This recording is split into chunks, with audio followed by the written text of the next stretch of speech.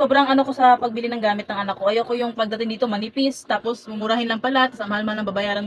Ito talaga minake sure ko, talagang chinek ko, nag-scroll ako sa reviews niya, talagang tinignan ko, binusisi ko na maayos kung talaga bang maganda yung product. And hindi naman ako binigo, talaga maganda talaga yung dumating mga sis. Ayan.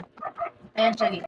Share ko lang yung nabili kong bag dito sa TikTok. Actually, last week ko pa talaga ito gustong bilhin yung mga min. Kasi nga gustong gusto ko siya. Ayan, so pag nagsusundo ako sa mga anak ko, nakikita ko ibang bata may ganitong bag. Ang ganda-ganda kasi talaga. And this year, finally nabili ko na rin siya para sa anak ko. So yung bag ng anak kong bunso last year is ito. Ayan. Ganyan yung bag niya.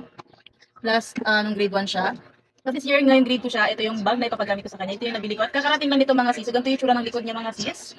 And may paganto siya. Ayan. So, pwede mo siyang, ayan, habang ginagamit siya ng anak ko, pwede siya nakalagyan. And then, ikakabit lang natin to. Tapos, ganito po yung itsura na likod niya, mga ang ganda. Ayan, o. Parang yung purpose niya kasi parang may hangin na makapasok sa likod ng anak mo. Hindi mo siya nakadidikit sa likod na pagpawisin. Ayan, kasi taginit ngayon. Tapos, ang maganda dito sa bag na to mga sis, ang kapal, makapal siya, matibay, mukha talaga siyang branded mga sis. Parang sa mall mo lang siya in-order mga sis. Tapos, ito yung ano niya, mga compartments niya, may lagayan siya dito. Ayan. So, transparent siya, girl. Tapos, ayan guys, ganito yung zipper niya. So cute. Ayan, so ang ganda niya. Tapos, ganito yung kabila niya. Ayan siya, guys. Tapos, ito, may zipper din siya dito.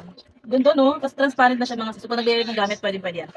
And then, meron pa dito lagayan sa ibabaw. Ang dami niyang lagayan. So, 1, and then 2, 3, and 4.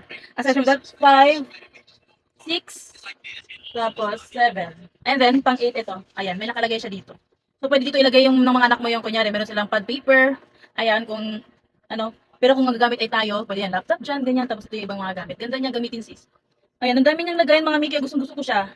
And ako, sobrang ano ko sa pagbili ng gamit ng anak ko. Ayoko yung pagdating dito manipis, tapos mumurahin lang pala, tapos ang mahal-mahal ng babayaran. Ito talaga minake sure ko, talagang chinek ko, nag-scroll ako sa reviews niya, talagang tinignan ko, binusisi ko na maayos kung talaga bang maganda yung product. And hindi naman ako binigo, talaga maganda talaga yung dumating mga sis. Ayan. Ayan siya dito. Ayan, so, ganyan po siya kalaki mga sis. Ayan, ganyan po siya kalaki.